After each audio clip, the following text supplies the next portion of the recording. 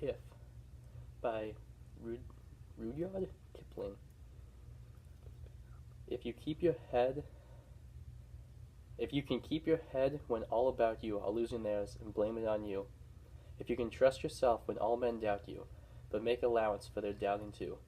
If you can wait and not be tired by waiting, or being lied about, don't deal in lies.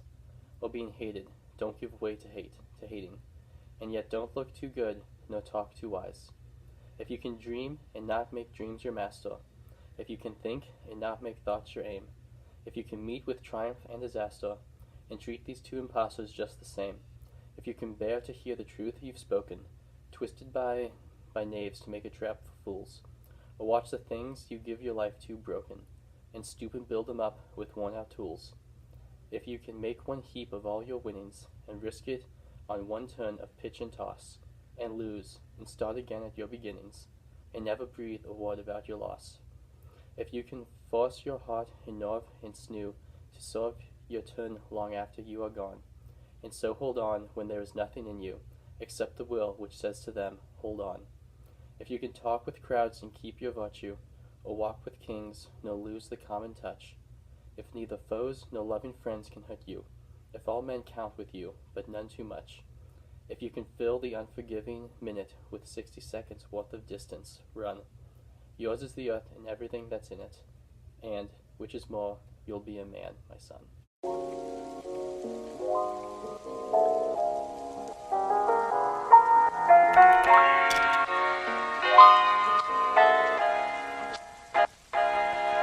Welcome to Caffeinated Catholics.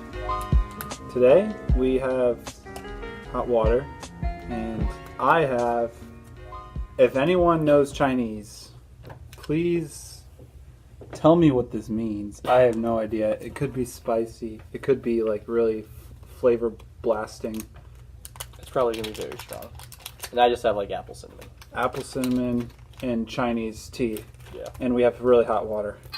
So we're going to give this a go. Oh, wow. What? It just looks like leaves. It's not like in a bag? No. Okay, so it's just leaves. It's the leaves. It's leaves. Hopefully this isn't old. We don't have a... It probably is. I guess I was supposed to put this in my own bag. Yeah, we don't have a tea bag kit. So I might just be drinking leaves. But that's okay. That's what tea is. I mean straight leaves. Oh, this smells good. Okay, let's talk while we... Not enough. Yeah, that's going to be really strong. It's going to be super strong. Let's talk about that poem, If. Who did you say it was by? Like Rudyard Kipling, something like that. Rudyard Kipling. Rudyard. The first time I read that poem, I was looking at... It's on Father Franklin's closet, where he gets his vestments. It's closet. a really... That poem, I think, is a good poem. really powerful poem. Mostly because it's not even a Catholic.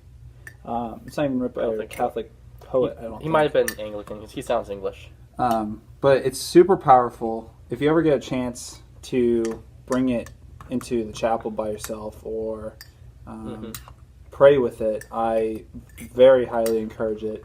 It will really challenge you, and especially if you actually are a man. Even if you're a woman, it's still a powerful poem. But he's clearly talking to his son, I think. Yeah. That's where the poem comes from. He basically wrote that to his son. Very powerful poem. Yeah, the first time I read that poem, it was actually on the back of a bathroom door in Holy Infant's youth house. Yeah, I mean it's a great poem. I mean,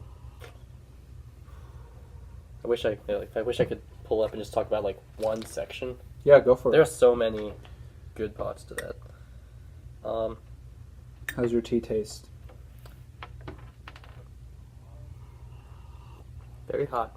Tastes good. I like the cinnamon. I love cinnamon. Mine just tastes like green tea, and it looks like it has a bunch of leaves in it. It's kind of like chop up a bunch of like kale leaves and just Or throw like it in hot water. spinach. Yeah, I do not envy you right now. I might eat one of these leaves just for fun. Oh, this is good. There's probably sugar in this. It tastes good.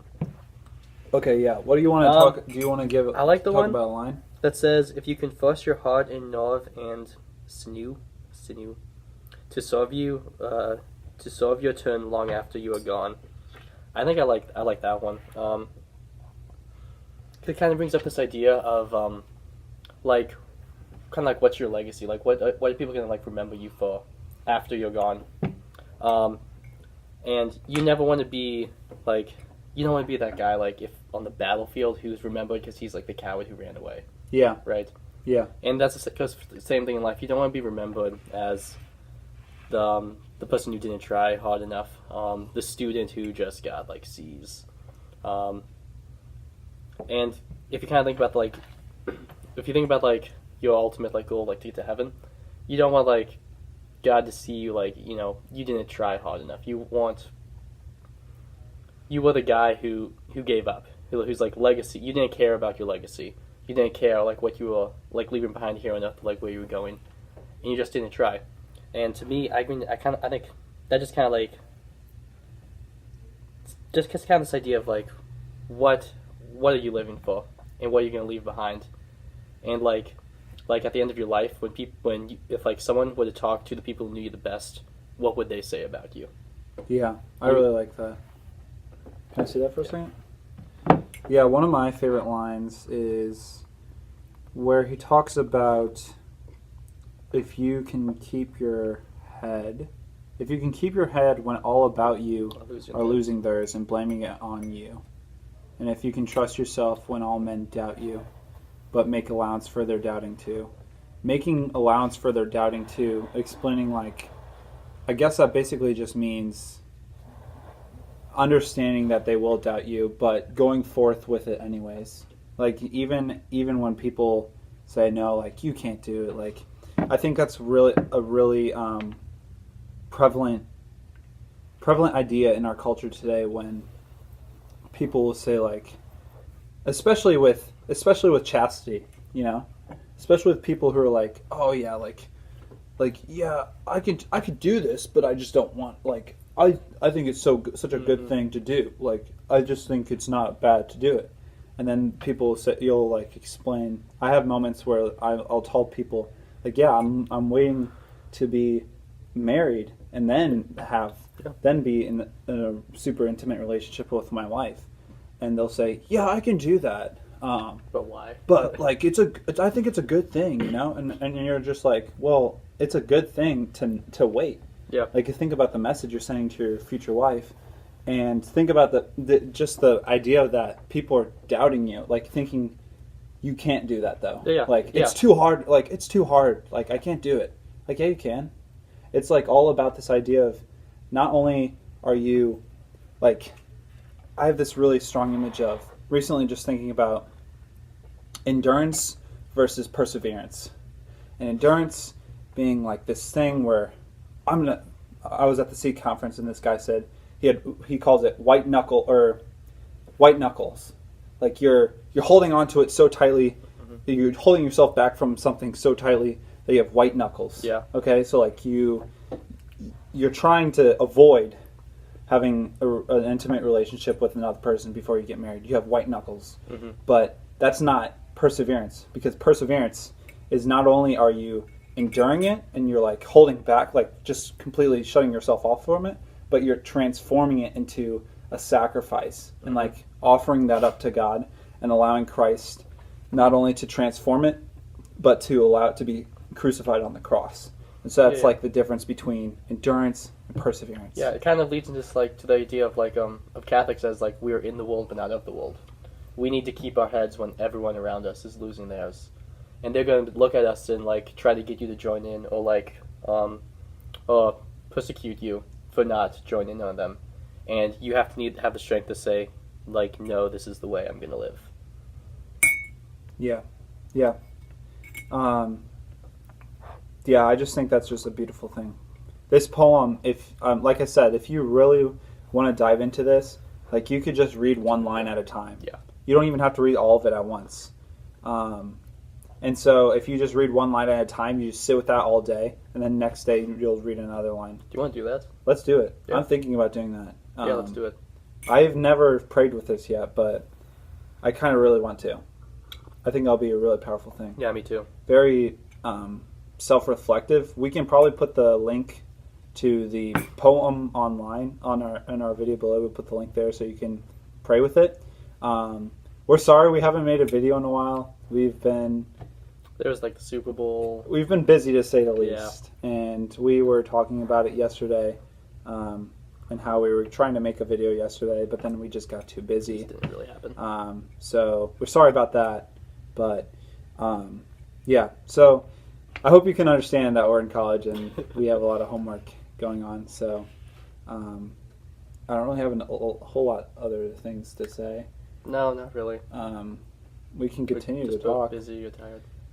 Yeah, let's see where this goes. Okay. So you went on a tournament. Oh yeah. Tournament over the weekend. How'd that go? Volleyball tournament. It was pretty good. We played at Creighton. Oh, you know what I'll do? I'll put a link, or not a link. I'll put a picture of. There's right now. You're seeing a picture of the chapel, and this is the chapel. Absolutely beautiful. In Creighton. Oh my gosh, Creighton was. Oh, it's a Jesuit campus. Okay. Jesuit University. Their gym was humongous. It had like 6 volleyball courts. Wow. It was beautiful chapel, absolutely beautiful. White marble, had a cross, a crucifix of the crucifixion, and then there were, I think it was Mary and Joseph standing. No, Joseph was dead before. It would have been Mary and John. Mary and John standing next to the cross. White marble, like.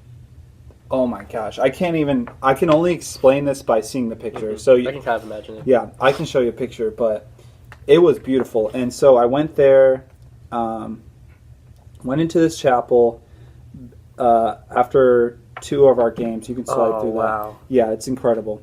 This is from behind the altar. Mm-hmm. So you're looking out. Yeah. Right there is that's where the tabernacle was, and that's the tabernacle right there. Beautiful. Like, you could go up to the tabernacle, and I was kneeling there doing the rosary. That's awesome. And it was a great moment. It was a great moment. It's moments like then when nothing else matters.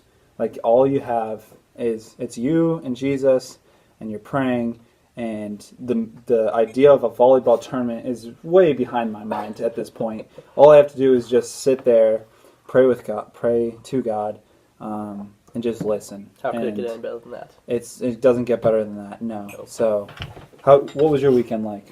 A lot of homework, a lot of studying. Oh, actually, I do have something weird that happened. So there's a super nice old guy named Ron who works in the dining hall.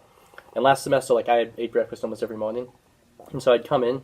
And after a couple days, I'd see him every day. So I introduce myself. Mm-hmm. And so every day, I'd be like, "Hey, Ron, what's up?" And he's like, "Oh, not too much, brother. Made it in today." And that's usually how our days go. We just say hi to each other every day.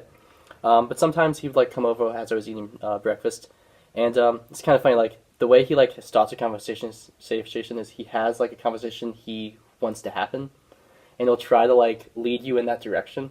So he was he asked me, do you do martial arts? Just completely out of the blue, because he wanted to talk about this Bruce Lee movie that he had just watched.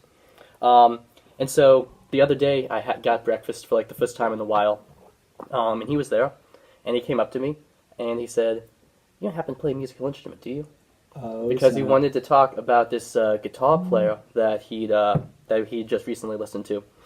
And so I do play guitar, so we started talking about guitar, and I could relate to him, and we talked about different fingerstyle stuff. Mm-hmm. And he just asked, "You know what? I'd like to hear you play sometime." Dang. And so on Saturday, he didn't work Saturday, and I didn't have a lot going on, so I'm yeah, just come around around 10, and we'll just play in the lobby for a little bit. So I played guitar for him for an hour and a half. Ryle? Mo. Yeah. Wow, that's awesome. Yeah, and it was kind of fun. He tried to teach me some of his style, and I showed him some of my songs. But yeah, it was fun. That's awesome. Fun, yeah. Yeah, that's really cool. Okay, well, I think that's all we have for today. Stay safe. Get Stay your warm. homework done. Get sleep. Your relationship with Christ, and keep drinking tea Or coffee. or coffee. Or water. Have a good night or day.